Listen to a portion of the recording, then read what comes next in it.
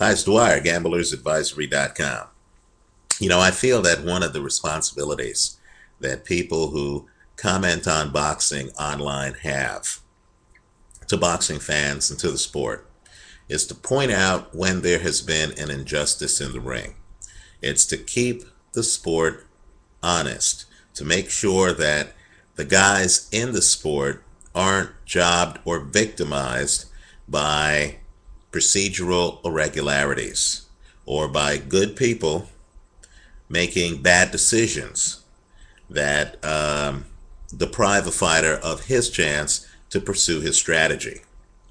Now, I believe that's what happened in Jermain Taylor's victory yesterday over Jesse Nicklow.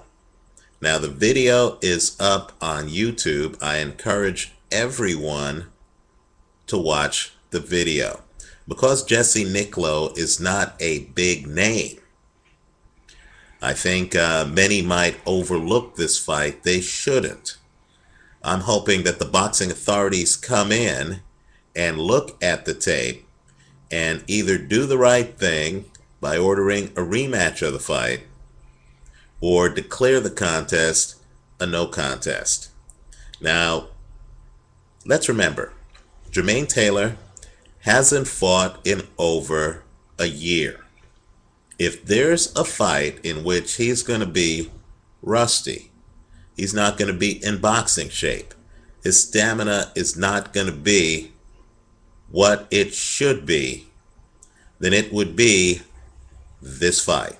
And keep in mind, Jermain Taylor's critics will point out that Jermain Taylor has had significant stamina problems in fights.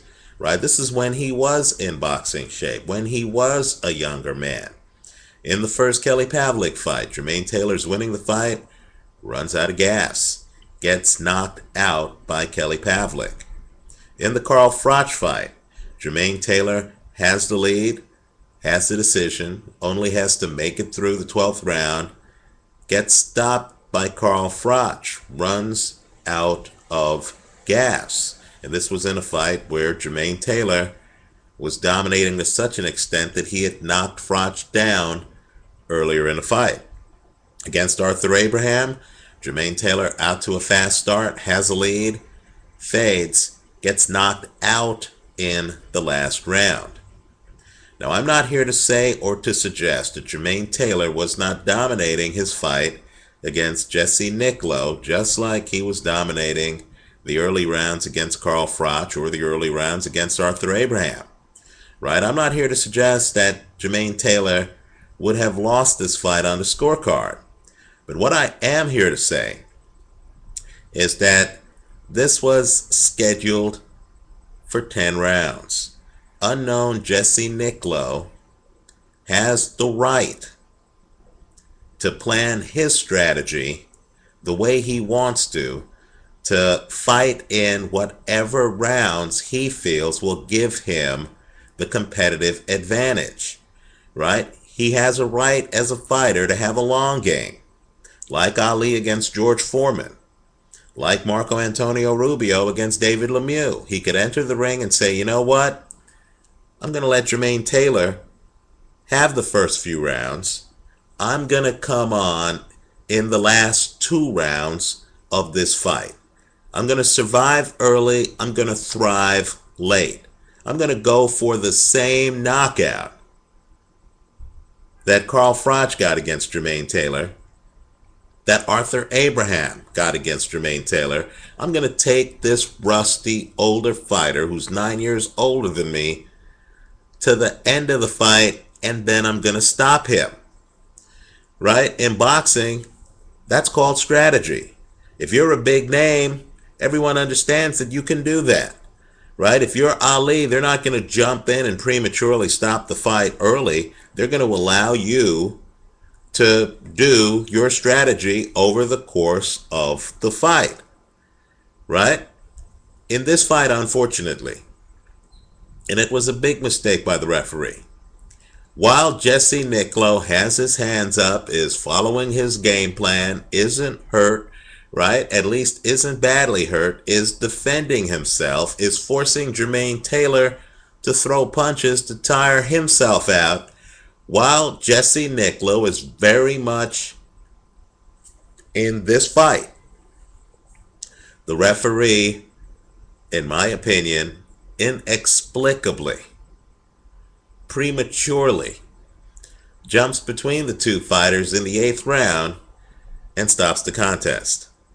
Now, the commentators on Showtime said, well, Jermain Taylor was dominating this fight. That's not the point, right? That wasn't the point in the Carl Froch fight against Jermain Taylor. It wasn't the point in the Kelly Pavlik first fight against Jermain Taylor. It wasn't the point in the Arthur Abraham fight against Jermain Taylor. It shouldn't be the point here.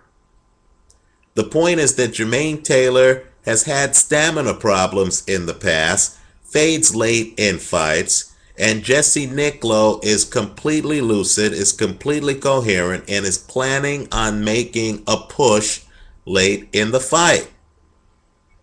That's the point. Jesse Nicklow had a strategy, and the referee, without any reasonable basis, jumps in and deprived him of the opportunity to pursue that strategy. Take a look at both of Bernard Hopkins' losses to Jermain Taylor. You're going to see that Bernard Hopkins, in both of those fights, gives away the early rounds, saving himself for the later rounds, and he had major success in the later rounds against Jermain Taylor. If a fighter has a reputation for fading late in fights, how do you take away his opponent's opportunity to try to knock him out late in the fight? You know, I understand in boxing we love big names and no one grieves for Jesse Nicklow. But boxing is supposed to be run by sanctioning bodies in conjunction with athletic commissions of various countries and various states. And I'm hoping that somebody takes a look at this, because as much as I like Jermain Taylor, and he's a nice guy and he offers a lot in the sport of boxing, the bottom line is this fight was so prematurely stopped that, in my opinion, it should be rendered a no contest. I'm sure the referee was just doing the job he thought was a fair job. He did a poor job because the stoppage literally undermined the credibility of the rest of the fight. This is like a referee jumping in when George Foreman's going to town on Ali in the Rumble in the Jungle and then saying, I've seen enough, even though Ali's completely lucid and has a strategy to tire Foreman out, right? Jesse Nicklow, you could see he's robbed at the moment of stoppage because Nicklow immediately starts complaining. And Showtime, God bless them, points out that Jermain Taylor would have won anyway. That's not the way boxing is, right? You could have made those comments after the 11th round of Taylor's loss to Carl Froch. You could have made those comments after the 6th round of Taylor's eventual loss to Arthur Abraham, right? Jesse Nicklow got robbed. I hope that the powers that be look at this. The referee era is as bad, in my opinion, as the era in the first Abner Maris-Joseph Agbeko fight. I think all of us need to look at the tape of this one and reconsider the outcome. It's on YouTube right now. Thanks for watching. Let me know what you think. I know I'm going to hear from the Jermain Taylor crowd. I know I'm going to hear that, oh, Taylor was dominating, etc. It's not the level of dominance that matters. To stop a fight, a referee needs to determine that the opponent can't defend himself or is badly cut and his health is in jeopardy or has done certain acts that warrant disqualification. None of that happened in this fight. Jesse Nicklow got robbed of the opportunity of his career. We still don't know whether Taylor would have punched himself out as he had multiple times earlier in his career. The Injustice is up on YouTube. I hope everyone takes a look at it. Thanks for watching.